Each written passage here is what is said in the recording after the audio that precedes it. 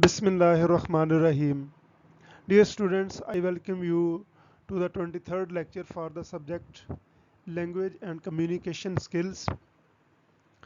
We have been discussing aphasia और इस lecture में हम टाइप्स ऑफ aphasia पढ़ेंगे. aphasia जो कि एक disorder of language of neurogenic origin है और पिछले लेक्चर में हम इस पे बात कर चुके हैं. उसमें हमने फ्लुएंट एफेजिया या जिसको हम रिसेप्टिव एफेजिया कहते हैं उसकी हमने टाइप्स पढ़ी थी. वर्निक्स एफेजिया, एनोमिक, कंडक्शन और सेंसरी कॉर्टिकल. तो यहाँ पे हम जो है ना वो इसकी नेक्स्ट टाइप्स पढ़ने जा रहे हैं क्योंकि इसकी टाइप्स बहुत अहम है और बहुत ज़्यादा हैं. तो इसलिए इन पर जो है ना वो 2 लेक्चर्स बनाने की ज़रूरत पेश आई है. ये सेकंड पोर्शन है पिछले ही लेक्चर का, लेक्चर 22 का.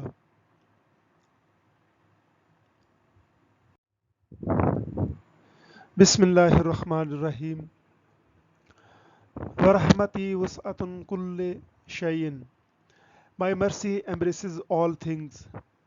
यानी अल्लाह ताला का ये कुरान पाक में इरशाद है कि मेरी जो रहमत है वो तमाम चीज़ों का अहाता किए हुए है, मतलब वो सब चीज़ों पर से वसी है. माई मर्सी एम्ब्रेसेस ऑल थिंग्स. तो हमें अल्लाह ताला से जो है रहमत की दुआ करते रहना चाहिए ताकि हमारे हालात बेहतर रहें. So types of aphasia. Aphasia is often classified into fluent aphasia, non-fluent aphasia, subcortical aphasia, bilingual and multilingual aphasia.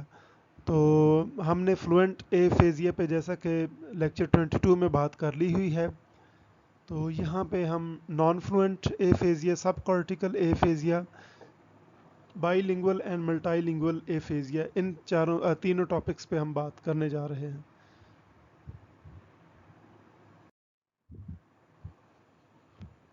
Aphasia organisation ने जो हमें टाइप्स मुख्तलिफ दी हुई हैं वो इस चार्ट से आपको समझने की ज़रूरत है. हमारी ज़्यादातर जो टाइप्स हैं वो इसी में से ही हैं. मसलन हमारे जो राइट साइड पे जो एक ब्रांचेस इसकी बनी हुई हैं, फ्लो चार्ट सा बना हुआ है, इसमें हमने जो है ना वो फ्लुएंट एफेजिया पे बात की हुई है. एनोमिक एफेजिया है, उसमें conduction aphasia, trans cortical sensory aphasia और वर्निक्स एफेजिया. ये चारों जो है ना हम फ्लुएंट एफेजिया में पढ़ चुके हैं. तो ये सारे जो है ना वो कह रहे हैं कि yes fluent is speech fluent. तो जो रेड सिंबल से आ रही है यस वाली, तो ये सारी जो है ना तकरीबन वो इसी में ही आ रहे हैं, फ्लुएंट में. अब हम जो है ना वो ये थे रिसेप्टिव, अब हम एक्सप्रेसिव और दूसरे एफेजियाज की बात करेंगे तो हमें इंशाल्लाह समझ आ जाएगी.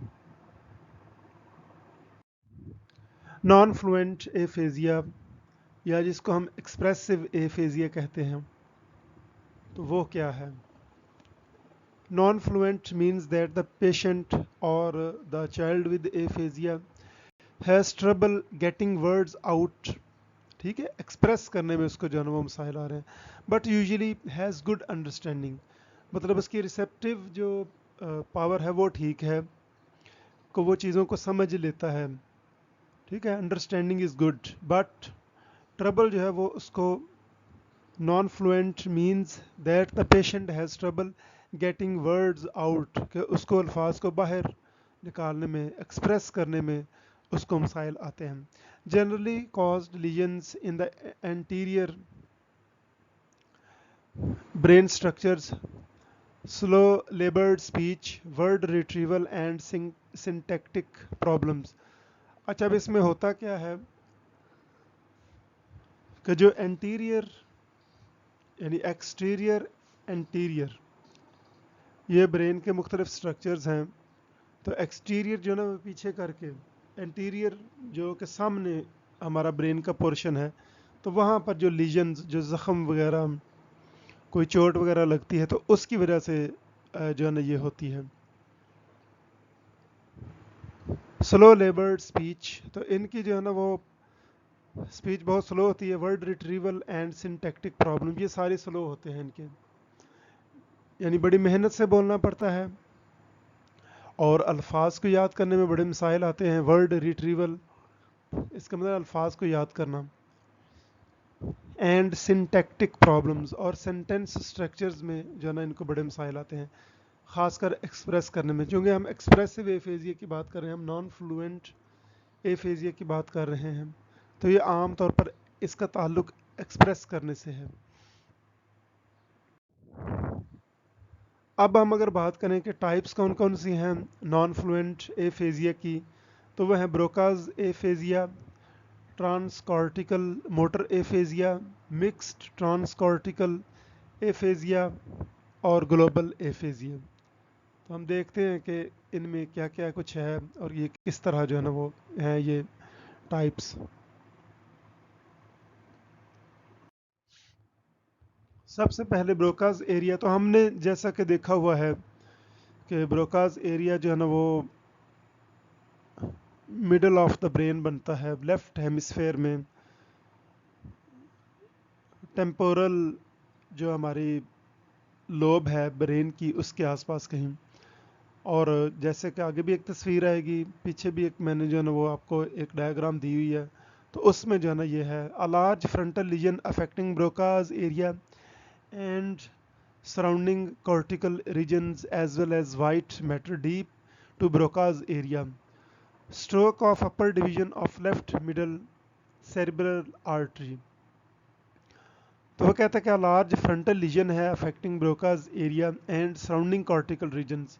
ठीक है, तो कॉर्टिक्स वही होती हैं जो कि उभरे हुए हिस्से होते हैं ब्रेन में, जैसे पहाड़ और वैलीज होती हैं, तो बिल्कुल जो है ना वो जो उभरे हुए हिस्से होते हैं उनको आमतौर पर हम कॉर्टेक्स कहते हैं।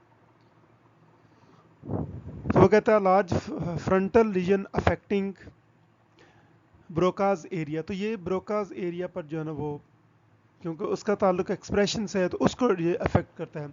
एंड सराउंडिंग कॉर्टिकल रीजन्स, और उसके इर्द गिर्द जो कॉर्टिकल रीजन्स हैं, as well as white matter deep to Broca's area. ठीक है, वो माई वाइट मैटर जो कि ब्रोकाज एरिया में डीप होता है, उसके अंदर होता है।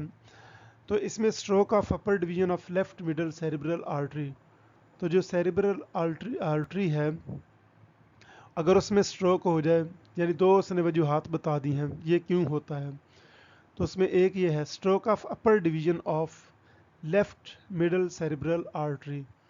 तो वो जो आर्टरी जो है ना वो A for artery, A for away, कि जो दिल से जो है ना वो खून दिमाग को और जिस्म के बाकी हिस्सों को पहुंचाती है, उनकी बात हो रही है यहाँ पे।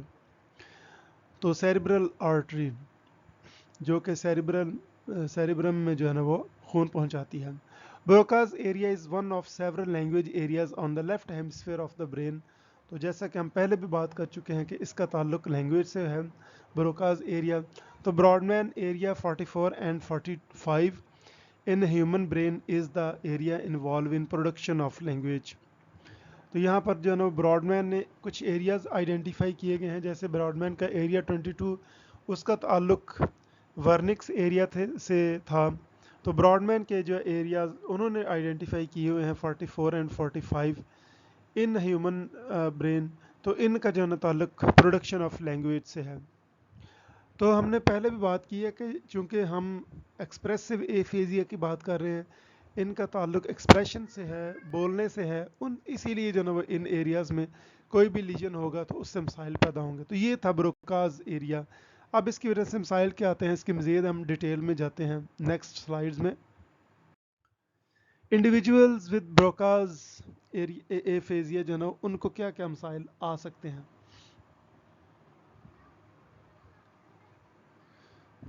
अच्छा, ये देख रहे हैं आपके ब्रोकाज जो ना वो एरिया है हमारे पास पिंक कलर में, और इनके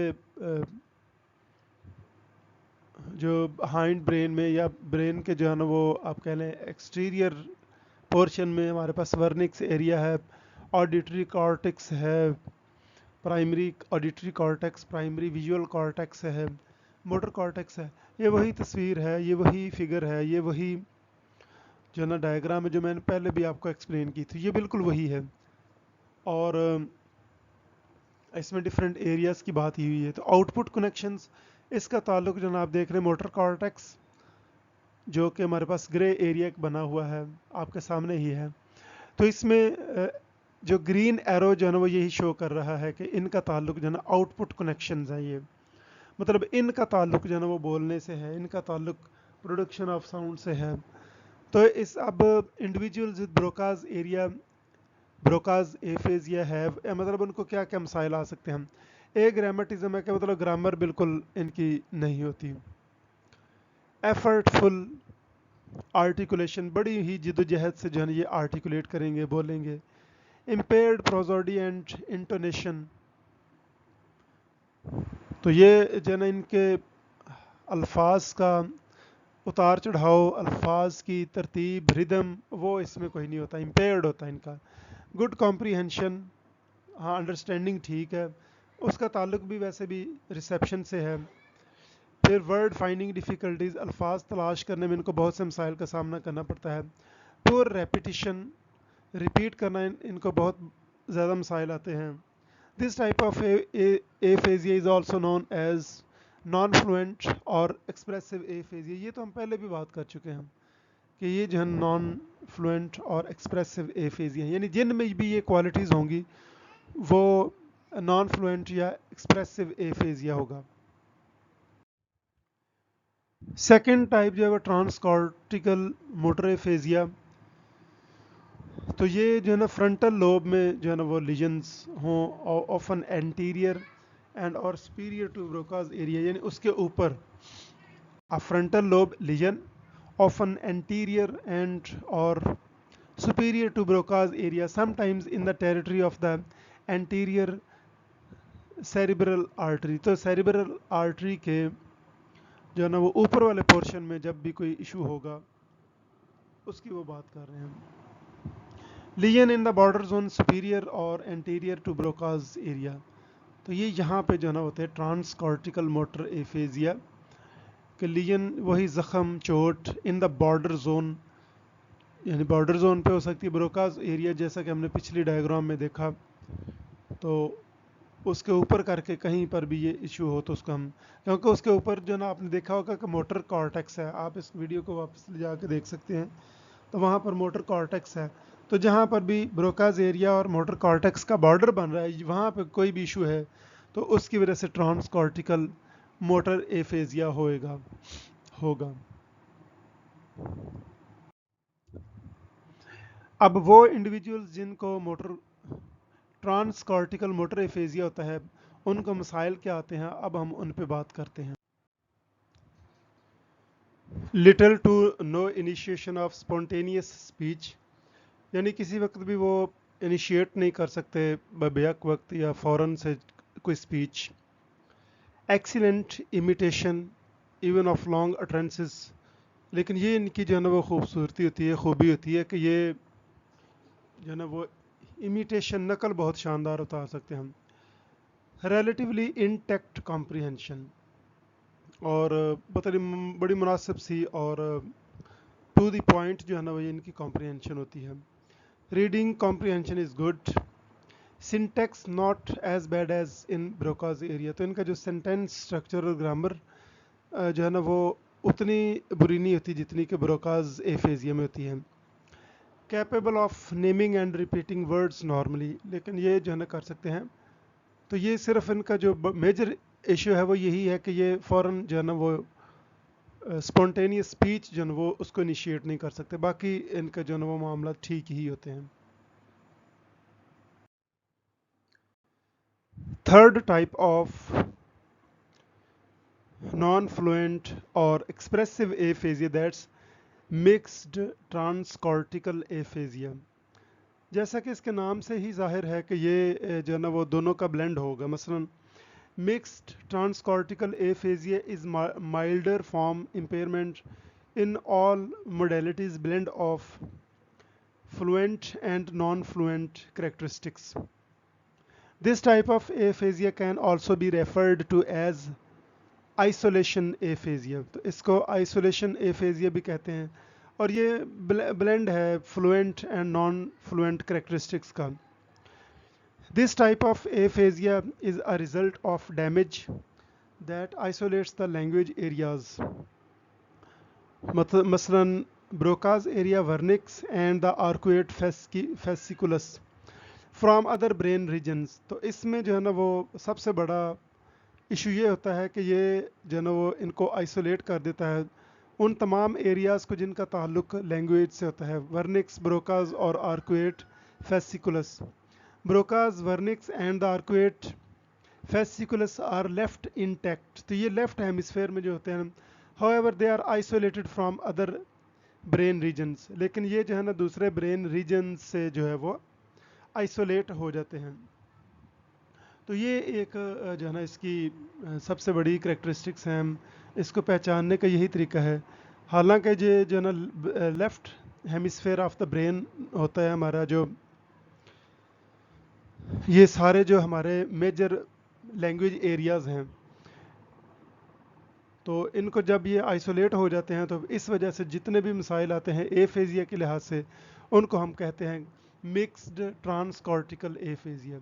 अब हम देखते हैं कि वो लोग जिनको ये ट्रांसकॉर्टिकल मिक्स्ड ट्रांसकॉर्टिकल एफेजिया होता है, उनकी करेक्टरिस्टिक्स क्या हैं।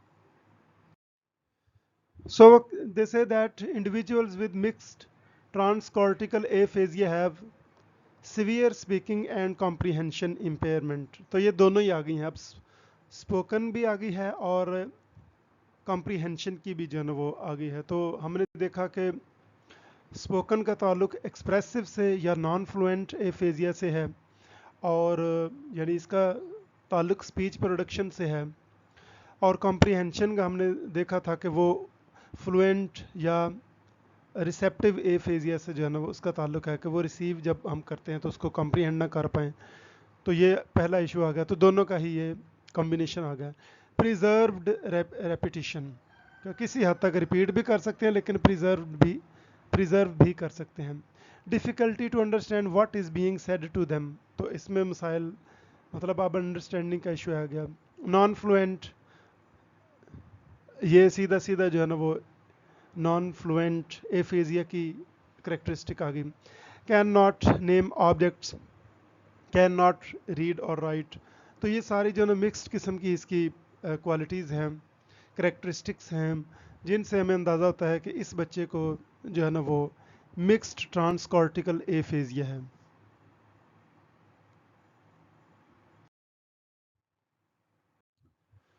Fourth type of non fluent aphasia, expressive aphasia, is global aphasia. Global aphasia is caused by injuries to multiple language processing areas of the brain, including those known as Wernicke's and Broca's area. तो वो कहते हैं कि जितने भी ये areas हैं इन सब में अगर जो ना मल्टीपल लैंग्वेज प्रोसेसिंग एरियाज़, इनको अगर इंजरीज हो जाए किसी तरह से, तो उस वजह से जो एफेजिया होता है वो ग्लोबल एफेजिया है। These brain areas are particularly important for understanding spoken language, accessing vocabulary, using grammar and producing words and sentences। तो चूंकि इनका सब का देखें ना कितने अहम काम हैं फॉर अंडरस्टैंडिंग स्पोकन लैंग्वेज, तो अंडरस्टैंडिंग से भी इनका ताल्लुक है, एक्सेसिंग वोकेबलरी और वोकेबलरी तक रसाई के लिए, वोकेबलरी मतलब हासिल करने के लिए, ज़ख़ीरा अल्फाज हासिल करने के लिए, यूजिंग ग्रामर और ग्रामर यूज़ करने, and producing words and sentences. मतलब हर तरह का सारा कुछ तो आ गया लैंग्वेज का। A large lesion affecting the frontal, parietal and temporal lobes.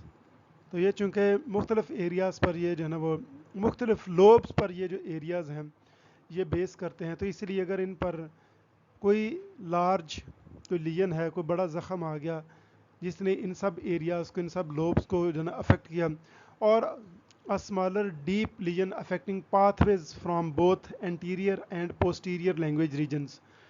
ठीक है, तो ये भी जो है ना वो मतलब अगले जो मसलन जैसे ब्रोकाज एरिया है, ये आप अगर ब्रेन में देखें तो ब्रेन की जो ना अगली साइड पे है, और जो हमारे पास वर्निक्स एरिया है वो पिछली साइड पे है। तो अगर इन दोनों के दरमियान जो ताल्लुक है उसके पाथवेज जो हैं अगर वो अफेक्ट हो जाए तो उससे जो है ना वो फिर लैंग्वेज रीजन्स अफेक्ट हो जाते हैं। तो उससे भी इतने ज़्यादा मसाइल आ रहे होते हैं, उससे भी इतने मसाइल आते हैं। ग्लोबल एफेजिया जो है ना, ये इस वजह से होता है और उसमें ये करेक्टरिस्टिक्स। अब हम देखते हैं कि उन बच्चों को क्या मसाइल आते हैं जिनको ग्लोबल एफेजिया होता है। Global aphasia may often be seen immediately after the patient or the child with global aphasia has suffered a stroke or a brain trauma। तो ये जो है ना उसी वक्त ही हमें पता चल जाता है, may be seen immediately after the patient has suffered a stroke or a brain trauma। तो उस वक्त ही उसका पता चल जाता है। Symptoms may rapidly improve in the first few months after stroke if the damage has not been too extensive। अगर बहुत ज़्यादा डैमेज ना हो तो फिर सिम्टम्स जो है ना वो वक्त के साथ साथ जो है ना वो पहले ही फ्यू मंथ्स में इम्प्रूव हो जाती हैं। Now we see the characteristics of individuals with global aphasia। तो वो कहते हैं कि individuals with global aphasia have severe deficits in all areas of language comprehension and production। तो चूंकि ये ग्लोबल है, इसका मतलब है कि ये बहुत ज़्यादा एरियाज़ को अफेक्ट करेगा। तो सबसे पहले severe deficits in all areas of language comprehension and production। तो comprehension और production दोनों एरियाज इससे जो है ना वो, तो कॉम्प्रिहेंशन का ताल्लुक रिसेप्शन से है, रिसेप्टिव एफेजिया से है, और प्रोडक्शन का ताल्लुक जो है ना वो एक्सप्रेशन से है, लैंग्वेज प्रोडक्शन। तो अब यहाँ पे मामला ये है कि ये चूँकि सारे एरियाज अफेक्ट हो जाते हैं, इसलिए फिर ये दोनों पर बेस करता है, दोनों पर अफेक्ट करता है। नेक्स्ट पॉइंट है आउटपुट में बी लिमिटेड टू स्टीरियोटिपिक अटेंसेस। मतलब वो बार बार एक ही किस्म के जुमले जो है ना वो बोलता रहता है बच्चा। Can produce few recognisable words, या फिर जो है ना वो चंद जो रिकग्नाइजेबल जो वर्ड्स हैं जिनको हम पहचान सकते हैं, यानी उन अल्फाज की सिर्फ जो है ना वो उनको वो प्रोड्यूस कर सकता है, पैदा कर सकता है, बोल सकता है, जो कि चंद रिकग्नाइजेबल वर्ड्स हैं जिनकी वो पहचान कर सकता है। अंडरस्टैंड लिटल और नो स्पोकन लैंग्वेज, और बहुत कम जो है ना वो स्पोकन लैंग्वेज को वो बच्चा अंडरस्टैंड करता है। नीदर रीड नॉर राइट, ना जो है ना वो पढ़ता है और ना ही लिखता है। यह ग्लोबल एफेजिया की बहुत बड़ी करेक्टरिस्टिक है। Preserved intellectual and cognitive capabilities unrelated to language and speech. Preserved intellectual and मतलब बहुत महदूद हद तक, इंटेलेक्चुअल एंड के cognitive capabilities unrelated to language and speech, यानी लैंग्वेज एंड स्पीच के अलावा उनकी बहुत महदूद जो है ना वो एबिलिटीज़ होती हैं। इंटेलेक्चुअल एंड कॉग्निटिव यानी जिनका सोच विचार और अक्ल शऊर से ताल्लुक़ है, तो वो सलाहियतें इनकी बहुत महदूद हो चुकी होती हैं। थर्ड मेजर टाइप जो एफेजिया की है, फ्लुएंट या रिसेप्टिव, नॉन फ्लुएंट या एक्सप्रेसिव। उनके बाद जो थर्ड मेजर टाइप है दैट्स सब कॉर्टिकल एफेजियाज। तो हमने फ्लुएंट में भी 4 टाइप्स पढ़ी थी, नॉन फ्लुएंट में भी हमने 4 जो है टाइप्स पढ़ी हैं, 4 टाइप्स वी हैव स्टडीड। तो अब उसमें थर्ड जो मेजर टाइप है दैट्स सब cortical एफेजियाज। Subcortical aphasia is a condition characterized by partial or total loss of the ability to communicate verbally, and it develops because of damage to subcortical brain areas without loss of cortical functions in Broca's or Wernicke's areas। कि वो जो हमारी cortex होती हैं, cortex मतलब आप कह लें कि कॉर्टिकल जो हम कह रहे हैं, तो ये नर्व्स का एक गुच्छा होता है, अ बंडल ऑफ नर्व्स, जो कि पैगाम जिसका काम लेके आना जाना होता है। जैसे मोटर कॉर्टेक्स है तो वहाँ पर ये सारे पैगामात जो है ना वो जितनी भी प्रोसेसिंग होती है वो मोटर फंक्शंस के हवाले से होती है। तो सब cortical aphasia is a condition characterized by partial और total loss of the ability to communicate, या तो जुज़वी तौर पर या फिर total loss of the ability to communicate verbally यानी ज़ुबानी, and it develops because of damage to subcortical brain areas without loss of cortical functions in Broca's or Wernicke's areas। a form of aphasia that results from damage to subcortical regions such as the thalamus, internal capsule and the basal ganglia. तो ये जो है ना वो सब cortical regions हैं, जैसे कि थैलामस है, इंटरनल कैप्सूल है एंड द बेसल गैंग्लिया। ये थैलामस जो है ना, ये आप कह लें एक एरिया है, नर्व्स का एक जो है ना वो बंडल है, एक पूरा इलाका है। इंटरनल कैप्सूल भी इसी तरह ही ब्रेन का एक पोर्शन है। एंड द बेसल गैंग्लिया ये भी नर्व्स का जो है ना वो आप कह लें कि जो लियंस कह रहा हूँ, जो ब्रेन के मुख्तलिफ पोर्शन हैं उनके दरमियान राब्ते का काम देता है, ख़ासकर जिन टेम्पोरल और जो पेरिटल लोब्स हैं ब्रेन की, उनके दरमियान राब्ते का काम देता है। तो ये जो है ना, इसमें अगर कोई इशू आ जाए तो वो हमारे पास सब कॉर्टिकल एफेजिया होता है। People with subcortical aphasias have little spontaneous speech, impaired executive language functions such as word fluency and sentence generation, ये executive functions हैं, but it largely spares responsive language functions such as comprehension, repetition and naming. तो ये एक ऐसा जो है ना वो आप कह लें एफेजिया की ऐसी टाइप है जिसमें एक तो स्पॉन्टेनियस स्पीच में बड़े मसाइल आ रहे होते हैं, और इसी से ही रिलेटेड है कि वर्ड फ्लुएंसी और जो है ना वो जो मेजर आप कह लें कि फंक्शंस हैं, सेंटेंस जनरेशन, ये भी इसी से ही ताल्लुक़ रखते हैं, क्योंकि स्पीच आप तभी कर पाएंगे जब आपके पास सेंटेंस जनरेशन होगी और वर्ड फ्लुएंसी होगी, but it largely spares responsive language. तो इन दोनों का ताल्लुक जो है, जो ऊपर वाले पॉइंट्स हैं, इनका दोनों का ताल्लुक जो है ना वो अभी तक जितनी हमने बात की है, इनका ताल्लुक है एक्सप्रेशन से, जबकि but it largely spares responsive language function such as comprehension, repetition and naming. लेकिन इनको किसी हद तक जो है ना इसमें बचत हुई होती है, ये ठीक ही होते हैं। थैलेमिक एफेजिया यानी कि थैलमस जो कि हमारा ब्रेन स्ट्रक्चर है मिड ब्रेन के बिल्कुल नीचे, जहाँ से आप कह लें कि आगे शुरू होना होती है जो है ना वो स्पाइनल कॉर्ड, तो इसके ऊपर करके जो हमारे ब्रेन का एक स्ट्रक्चर है उसको हम थैलेमस कहते हैं, उसके नीचे हाइपोथैलेमस। तो ये जो ब्रेन के स्ट्रक्चर्स हैं इनको आप अच्छी तरह पढ़ लीजिएगा। तो थैलेमिक एफेजिया में produce dysfunction at the pre linguistic level, तो ये प्री लिंग्विस्टिक के ज़ुबान बोलने से पहले पहले, such as impairments in concept generation and dysfunction in the control of performed speech patterns. फिर of for aphasia related to white matter lesions, the primary language dysfunction is an impairment in speech motor output. तो white matter जो है ना वो जो हमारे brain में होता है उससे रिलेटेड जो एफेजिया होता है, अगर उस पर कोई जो है ना वो ज़ख्म लग जाए, चोट लग जाए, द प्राइमरी लैंग्वेज डिसफंक्शन जो है ना वो हो जाता है।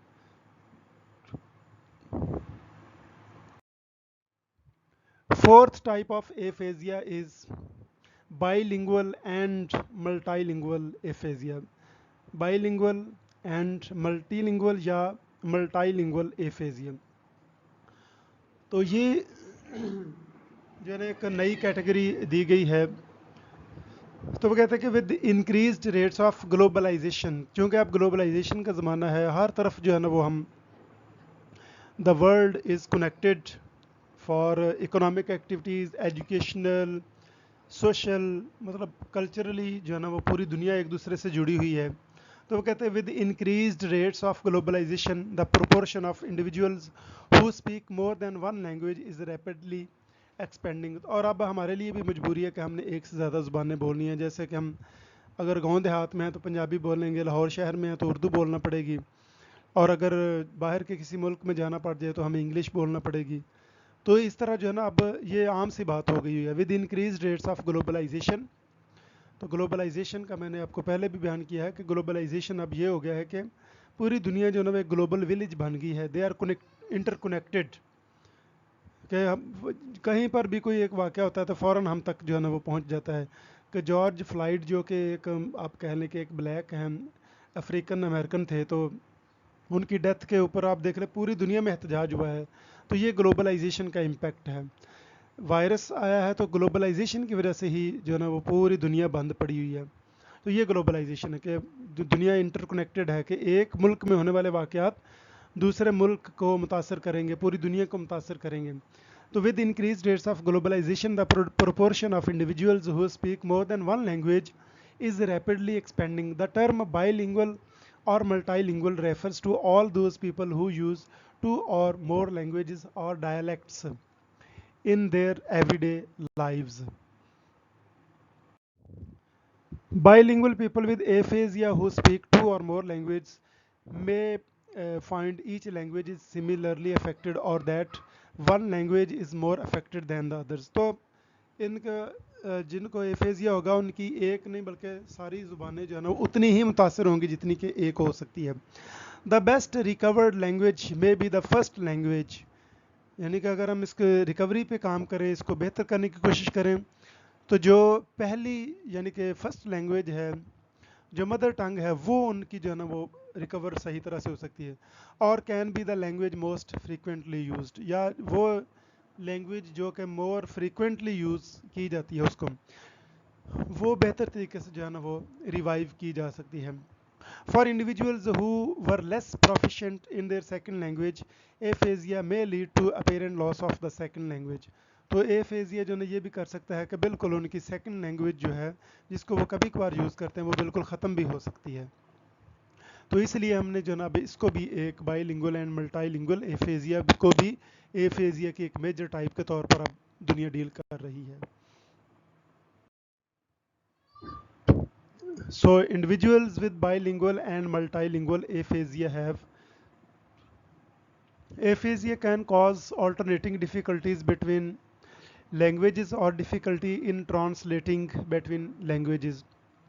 तो चूंकि कोई तीन ज़ुबानें बोलने वाला, तो वो मतलब उसकी जो बेसिक होगी टंग, जो मदर टंग होगी, जो उसने शुरू से लैंग्वेज सीखी होगी, पढ़ी होगी, बोली होगी, तो उसको हर चीज़ उसको उसमें ट्रांसलेट करके अक्सर जो है ना वो बात करना होती है. जैसे हम हैं पंजाब में रहने वाले, तो हमें पंजाबी, उर्दू और इंग्लिश इन तीनों के दरमियान जो है ना अक्सर हमें ट्रांसलेशंस कर करके जो है ना वो हम मतलब बज़ाहिर तो नहीं कर रहे होते, लेकिन अपने जहन में हम ट्रांसलेशंस ही करके उसको समझ रहे होते हैं इंग्लिश लैंग्वेज को. तो हमारे लिए ये भी थोड़ा मुश्किल होता है. तो इसीलिए हमारी ट्रांसलेशन अक्सर बेहतर होती है. जब भी हमें ट्रांसलेशन का सवाल आता है तो वो हमें इतनी मुश्किलात नहीं पेश आती. Bilingual individuals with aphasia who usually switch languages with other bilinguals may find this harder to do or may do so incorrectly because of the aphasia. तो जो bilingual individuals with aphasia जो है ना वो between to switch between the languages, के आप एक ज़ुबान बोल रहे हैं तो फिर अचानक जो है ना दूसरी ज़ुबान बोल सकें, तो इन बच्चों को ये जो है ना वो इश्यूज़ होते हैं कि वो इन individuals with bilingual and multilingual aphasia कि वो एक से दूसरी ज़ुबान को फौरी तौर पर स्विच नहीं कर सकते, कि अगर एक ज़ुबान में बात कर रहे हैं तो उन्हें फ़ौरन जो है ना दूसरी ज़ुबान में बात करना पड़े तो उनको मुश्किलात पेश आती हैं. Often these patterns change over time and may be most acute in the early stages after a stroke or trauma. तो these patterns जो हैं ये वक्त के साथ साथ चेंज होते हैं, और लेकिन ये शुरू में जब स्ट्रोक या ट्रॉमा होता है तो तब ये बहुत शदीद होते हैं. जब इंसान के जो है ना वो दिमाग पे कोई चोट वगैरह लग जाए तो शुरू शुरू में ये बहुत शदीद जो है ना इनकी करेक्टरिस्टिक्स होती हैं, सिम्टम्स होती हैं. अगर हम दूसरे लोगों की बात करें जिन्हें बाईलिंगुअल्स जो है ना विद एफेजिया हों, कहते हैं for other bilinguals with aphasia there are difficulties in each language, but selecting the right language and switching between languages is unaffected. तो ऐसा भी होता है कि वो ठीक है, उन्हें बाईलिंगुअल तो है, वो एफेजिया तो है, लेकिन उन्हें जो है ना वो मतलब लैंग्वेज में, हर लैंग्वेज में कुछ ना कुछ डिफ़िकल्टीज़ होगी, लेकिन वो ये कर सकते हैं कि राइट लैंग्वेज सेलेक्ट कर सकते हैं, और अगर उन्हें जो है ना वो एक से दूसरी ज़ुबान में बोलना पड़े तो वो बोल सकते हैं, वो स्विच बिटवीन द लैंग्वेजेस आसानी से कर सकते हैं.